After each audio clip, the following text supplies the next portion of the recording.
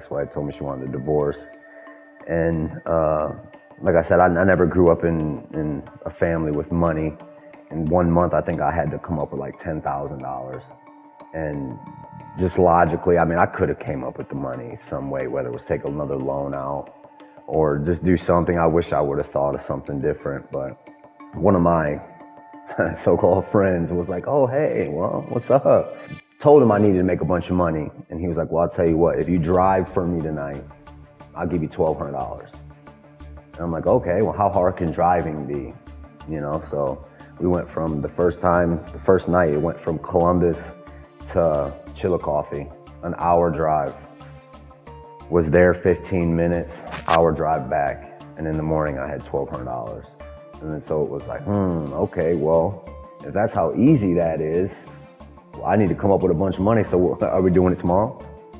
So then it went from just picking up the drugs to now I'm reconning, you know, and driving around all these prisons and doing it, actually doing it, being the person that's out there setting everything up, making sure, you know, the drone's all right to fly, making sure the weather's good, you know, like all like the little stuff that kind of really went into it all. One of the other guys, we ran everything out of his house. So ultimately when we ended up getting raided, nothing was found at my house, but then I drive over to his house and they got the whole block surrounded, blocked off, and, you know, just carting stuff out of the house. Because they didn't have a search warrant for my house. They had a search warrant just for my car, because my car little did I know, had a tracker on it. And I didn't know it had a tracker on it. But then after reading, you know, the discovery and being in the county jail and having enough time to go over it and analyze it, it was one of my co-defendants was on the GTL phones talking about it to one of the people in one of the prisons, and they had that whole conversation recorded. So it was like, oh, okay. And then, which this still baffles me to this day, how, you know, you were, a career criminal, and you don't think, you know, you thought of everything else that we were doing, but you didn't think of the aspect of, hey, let me just think it's a smart idea to send a picture of us all sitting at a table with drugs and drones in front of us on the Getting Out app.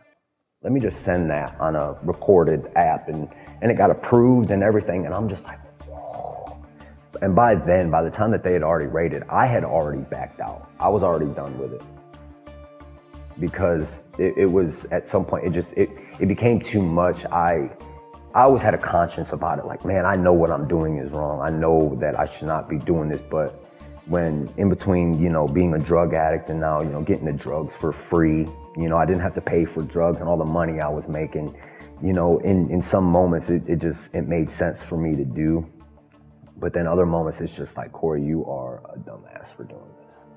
It was horrible. I was such in a bad place. The drugs completely ruined every just rational thinking I had, you know. I grew up without a dad. I grew up without, you know, a constant father figure, so I know what that did to me growing up, you know, and that was the thing I never wanted for my kids. And always, every time I think about it, I hate myself for what I put my kids through, you know, for not being there for my kids, you know, not being there. I missed, you know, my daughter's first daddy-daughter dance. I missed my oldest son's first tackle football season. You know, I missed just all the first stuff, and people try to tell me like, oh, well, at least you're getting out, you know, and they'll still be young, but it's just like, I'm never gonna get that time back of when they're young, you know, that precious time, you know, when they look up to, you know, it's weird, you know, and that's the one thing I regret the most, is messing all that up for them, because that was never my intention. Because in the moment, when I first started doing the drone stuff, I thought I was doing what I was doing for them. Owned my own house, owned my cars, owned motorcycle, you know, just life together, perfect life, what felt like a perfect life, you know, not doing around the wrong people, not, you know, feeling like I gotta people please, and learn to say no to people and just live a happy life, you know, not one that's filled with lying and drugs and just trying to feel like I need fast money, because fast money really isn't fast money.